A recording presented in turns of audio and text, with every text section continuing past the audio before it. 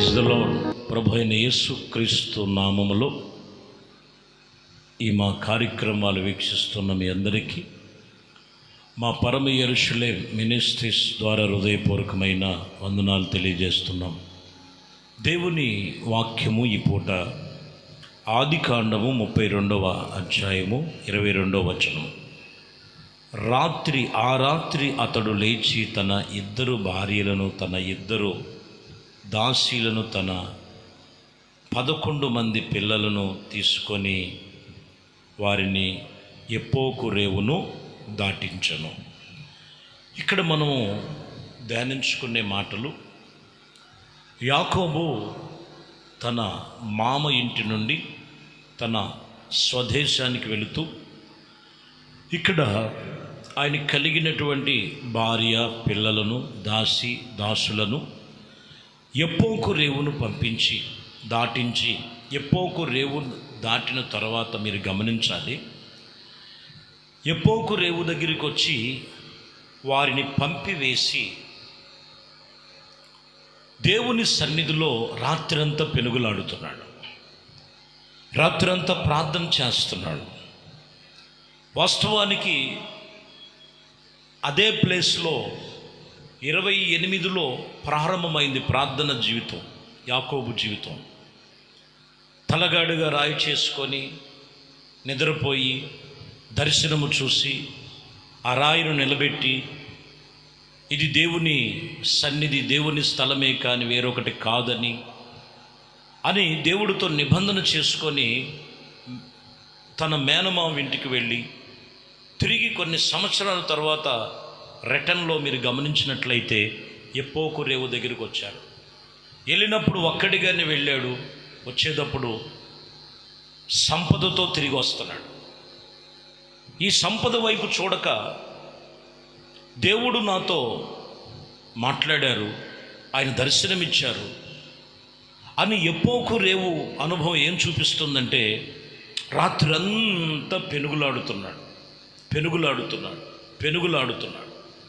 ఈ పెనుగులాటలో ఏంటంటే అప్పటికే ఆశీర్వదించబడ్డాడు లోక సంబంధంగా, కానీ దేవుడు సన్నిధిలో నువ్వు ఆశీర్వదిస్తేనే కానీ నేను వెళ్ళను, నువ్వు దీవిస్తేనే నేను వెళ్ళను అని నిబంధన చేస్తున్నప్పుడు దైవ సన్నిధే దిగి వచ్చి ఉన్నది.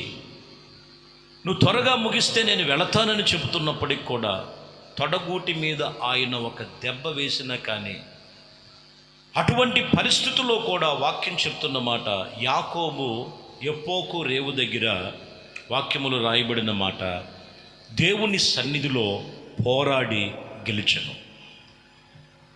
అక్కడే అంటాడు, ఇది నువ్వు మనుషులతోను దేవునితో పోరాడి గెలిచి ఉన్నావు, ఇక మీదట నీ పేరు యాకోబు కాదు ఇజ్రాయేల్ అని పేరు మార్చబడు. ఈరోజు యబ్బోకు రేవు అనుభవం ఏమై చూపిస్తుందంటే ఆత్మ సంబంధమైన విశ్వాస జీవితములో, ప్రార్థన జీవితంలో, ప్రభువుని నమ్ముకున్నటువంటి జీవితంలో ఈరోజు పోరాడి గెలిచేటువంటి అనుభవం చూపిస్తుంది.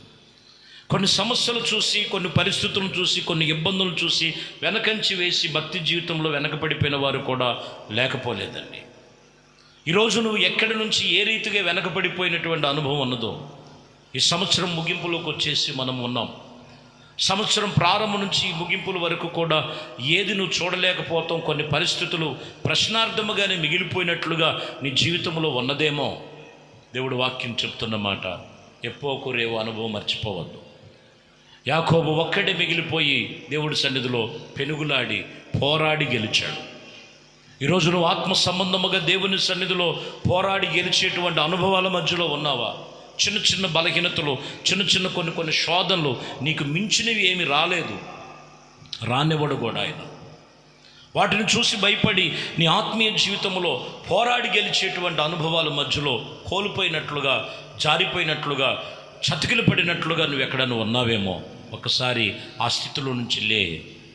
నిన్ను అక్కడ దేవుడు పోరాడి గెలిచి యబ్బోకు రేవు అనే అనుభవం ఏంటంటే పోరాడి గెలవాలి. యెషయా గ్రంథములో 12వ అధ్యాయం 3వ వచనంలో, కావున మీరు ఆనందింపబడి రక్షణ ద్వారములైన బాహువుల నుండి ఇదిగో మీరు దేవుడు దినములను మీరు దేవునితో నిబంధన చేసుకునేటువంటి అనుభవంగా ఉంటుంది. ఏ ద్వారం అంటే ఇది రక్షణ ద్వారం. రక్షణార్థమైనటువంటి దేవుని యొక్క బాహుబలము ఆయన చాపి ఉన్నాడు.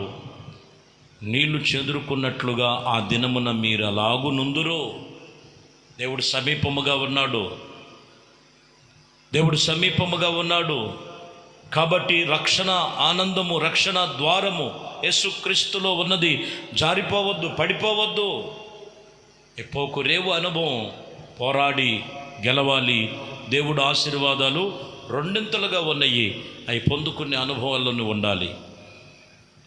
యెహోషువ గ్రంథములో 2వ అధ్యాయం 7వ వచనంలో ఒక మాట, ఆ మనుషులు యోర్ధాను దాటి రేవు మార్గమున వారు ఇదిగో తరిమిరి రాయబడి ఉంది. ఈ రేవు ఏ రేవు అంటే యోర్ధాను నది రేవు. వాస్తవానికి యోర్ధాను నది దాకా వచ్చారు వీళ్ళు. ఈ రేవు దాటాలి. ఈ రేవు దాటవలసినటువంటి పరిస్థితుల మధ్యలో వీరు ముందుకు వెళ్ళాలంటే ఏం చేయాలో మదన పడుతున్నటువంటి విషయంలో మోషేకు తోడై ఉన్న దేవుడు యెహోషువకు కూడా తోడై ఉన్నానని చెప్తున్నాడు. ఖచ్చితంగా యెహోషువ దేవుని సన్నిధిలో ప్రార్థన చేసి ప్రభువుని అడిగినప్పుడు, యెహోషువ నా ధర్మశాస్త్రం విషయంలో అనుసరించటమే కాదు, బోధించటమే కాదు, వాటి ప్రకారంగా నడుచుకుంటూ నువ్వు జాగ్రత్తగా ఉండమని ప్రభు చెప్పి, ఆ తర్వాత అంటారు, ఇదిగో మీరు మందసమాను యాజకులు ఎత్తుకొని ఉండాలి. ముందుగా యాజకులు వారు పాదములు ఆ నీటి మీద మోపవలెను. వెనక ఇశ్రాయేలు ప్రజలు, ముందేమో యాజకులు బోరలు ఊదుకొనుచు. దేవుని వాక్యము చెప్తున్న మాటలో అంటే ఇక్కడ మనము యోర్ధాను రేవు దేనికి సూచనగా ఎలా ఉన్నదంటే, అది పొంగి పొర్లుతూ కొన్ని పరిస్థితులు ఎలా చూపిస్తుందంటే, ఏం జరగబోద్దో ఏమైపోతుందో అయోమయ పరిస్థితుల మధ్యలో కొన్ని పరిస్థితులు కనపడుతుంటాయి. కానీ అక్కడ ప్రభు అంటాడు, జాగ్రత్తగా మీరు చేసి, మీరు జాగ్రత్తగా నడుచుకొని, మీరు జాగ్రత్తగా అనుసరించినట్లయితే మీరు ఆ రేవును నేను అటు దాటిస్తాను. ఎప్పుడైతే ప్రభు చెప్పినట్లుగా యాజకులు పాదము మోపి ఉన్నారో నీటి మీద, ప్రవాహం ఆగలేదండి మోపి అంతవరకు కూడా. మొట్టమొదటిగా మోపిన తర్వాతే ఆ ప్రవాహం ఆగిపోయింది. ఆ రేవును దాటారు వారు. ఈరోజు దేవుని వాక్యము కూడా తెలియచేస్తున్న మాట, సమస్యలు ఎన్నో విధంగా చుట్టుముట్టినటువంటి పరిస్థితులుగా ఉండొచ్చు. ఇది ఏ రేవు అంటే యోర్ధాను రేవు. యోర్ధాను రేవు నువ్వు అద్దరికి వెళ్ళాలంటే వాక్యము చెబుతున్నటువంటి మాటల్లో, ప్రియమైన దేవుని బిడ్డలారా, లేఖనాలు చెబుతున్నటువంటి సత్యమును మీరు గమనించాలి. నీవు ఖచ్చితంగా జాగ్రత్తను వహించినట్లయితే నువ్వు మునుపటి కంటే అధికముగా దేవుని సన్నిధిలో గొప్పగా నువ్వు ఆశీర్వాదముతో, అనగా ఆత్మ ఫలాలు చేత ఫలిస్తావు. ఎందుకంటే 2వ రాజుల గ్రంథములో మీరు గమనించాలి. 2వ రాజుల గ్రంథములో మనము రాయబడినటువంటి మాటలు మనము దేవుని సన్నిధిలో మనము చదువుతున్నాం. ఇక్కడ మనం చూసినట్లయితే 17వ వచనం, ఈ 17వ వచనములో వాక్యము చెప్తున్న మాట, యెరూషలేమునందున్న రాజైన హిజ్కియా బహు గొప్ప సమూహముతో పంపెను. వారు యెరూషలేమునద్దకు వచ్చి చాకిరేవు మార్గమందు వారు అక్కడ ప్రవేశించినట్లుగా రాయబడి ఉంది. ఇది ఏ రేవు అంట? సాకిరేవు మార్గం. సాకిరేవు అనేటువంటిది మనం దేనికి సూచిస్తుందంటే, మన అందరికీ తెలుసు, మురికి పడినటువంటి బట్టలను వాటిని ఉతుకుకొని శుద్ధి చేసుకునేటువంటి రేవు. ప్రభు చెప్తున్నారు, ఇదిగో సాకిరేవు అనుభవంలోనికి మనము ఉండాలి ఎప్పుడుకప్పుడు. ఒక సాకిరేవు అనుభవం, మురికి పట్టినటువంటి బట్టలను ఎలాగా శుద్ధి చేసుకుంటున్నారో దేవుని వాక్యము కూడా చెబుతున్నటువంటి మాట, మనము దేవుని వాక్యమును చేత ఉతక స్నానము చేయబడి తమ హృదయములు ఉతుకుకొని తెలుపు చేసుకోవాలి. పాపము వలన, మైలము వలన, బలహీనత వలన, శోధన వలన నానా విధముగా కొన్ని పరిస్థితులు ఉంటే లోకములో సాకిరేవు అనుభవం ఏం చూపిస్తుందంటే హృదయములను హృదయమును పరిశోధించి పరిశుద్ధపరచబడినటువంటి రీతిగా ఉంటుంది. ఎందుకంటే ప్రకటన గ్రంథములో మనం చదువుతాం, ప్రకటన గ్రంథములో రాయబడిన మాట 7వ అధ్యాయములో 14వ వచనములో ఇదిగో అక్కడ చెబుతున్న మాట, ఇదిగో నీతో చెప్పినది వీరు మహాశ్రమలలో నుండి వచ్చారు, వారు గొర్రెపిల్ల యొక్క రక్తము చేత తమ వస్త్రములను ఉతుకుకున్న వారై తెలుపు చేసుకున్నారంట. వీరు ఎవరనంటే గొర్రెపిల్ల రక్తము చేత తమ వస్త్రములను ఉతుకుకొని వాటిని తెలుపు చేసుకున్నవారు. ఖచ్చితంగా మనసు మార్చబడాలి. హృదయములను దేవుని సన్నిధిలో ఇదిగో మన వాక్యము చెబుతున్న మాట, రక్తము చేత కడగబడి పరిశుద్ధపరచబడిన అనుభవంలోనికి రావాలి. వాక్యం చెప్తున్న మాట, సాకిరేవు అనుభవం ఏంటంటే హృదయములను శుద్ధి చేసుకునే స్థలం. యేసు రక్తము చేత వాక్యము చేత మనము శుద్ధి చేయబడాలి. యోవేలు గ్రంథములో కూడా అదే చెప్తారు. 2వ అధ్యాయం 13వ వచనములో మీరు చదివితే, కాగా మీ హృదయములను చింపుకొనక తమ వస్త్రములను కాక తమ హృదయములను చింపుకోమని చెప్తున్నారు. అక్కడ పశ్చాత్తాపపడును గనక మీ వస్త్రములు కాక మీ హృదయములను చింపుకొనమని అక్కడ చెబుతున్నటువంటి మాట అది. హృదయములు చింపుకుంటామంటే హృదయమునకు మస్టు పట్టింది, మైలము పట్టింది, మురికి పట్టింది, కొన్ని పాప బలహీనతలు ఉన్నాయి. సంవత్సరపు ఆఖరిలో మనం చాలా జాగ్రత్తగా గమనించాలి. సాకిరేవు అనుభవం, హృదయమును శుద్ధి చేయబడాలి, హృదయము పరిశుద్ధపరచబడాలి. గొర్రెపిల్ల రక్తము చేత సంఘము ఎలాగా సిద్ధపడి రక్తము చేత శుద్ధి చేసుకున్నట్లుగా అక్కడ మనకు తెలుపుతున్నదో, ఇక్కడ వాక్యమును చేత మన హృదయమును శుద్ధి చేసుకొని పరిపూర్ణమైన జీవితము క్రీస్తులో మనము పాలివారమై ఉండాలని లేఖనాలు పలుమార్లు హెచ్చరిక చేస్తుంది.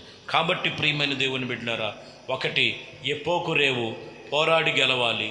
2 యోర్దాను రేవు దేవుని సన్నిధిలో ఆత్మీయతను చాలా జాగ్రత్తగా మనము ముందుకు కొనసాగితేప్పుడే మనం ముందుకెళ్ళగలుగుతాము.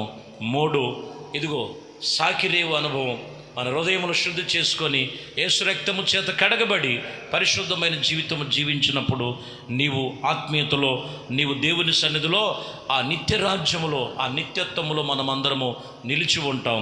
అట్టి కృప మరి ప్రతి ఒక్కరికి ఈ సంవత్సరపు ఆఖరిలో దేవుడు మనకి కలుగు చేసి మరి నూతనమైన సృష్టిగా, నూతన హృదయముగా, నూతన కార్యాలతో ప్రభు సన్నిధులు పొందుకొని ఆయన కార్యములు సవిచూద్దాం.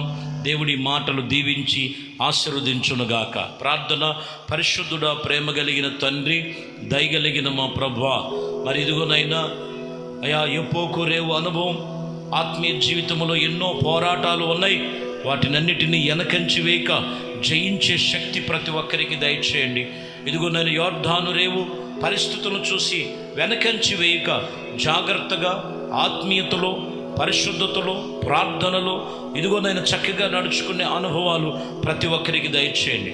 ఇదిగోనైనా సాకిరేవు అనుభవం, హృదయమును శుద్ధి చేసుకొని మైలము, మస్టు, ఎటువంటి పాపదోషము లేకుండా పరిశుద్ధముగా, పవిత్రులుగా మీరు మీ రక్తము చేత కడిగి వాక్యమనే ఉతక స్థానము చేత ఇదిగోనైనా మీ వస్త్రములే కాక మీ హృదయములు చింపుకోమని వాక్యము చెబుతున్న ప్రకారం హృదయములో ఉన్న ప్రతి మైలము మస్టు తొలగిపోయి క్రీస్తు యేసు రక్తము చేత కడగబడి ఇదిగోనైనా నా ప్రభు సమస్తమును కూడా మీలో జీవితము గలవారై ఉన్నట్టుకు మీ కృప చూపించి నడిపించమని, మహిమ, ఘనత, ప్రభావాలు మీకే పొందుకోమని యేసుక్రీస్తు నామములో ప్రార్థించి వేడుకొనుచున్నాము తండ్రి. ఆమేన్. ప్రభు మిమ్మల్ని దీవించి ఆశీర్వదించునుగాక. ఆమేన్. దేవునితో వచ్చిన పరిశుద్ధ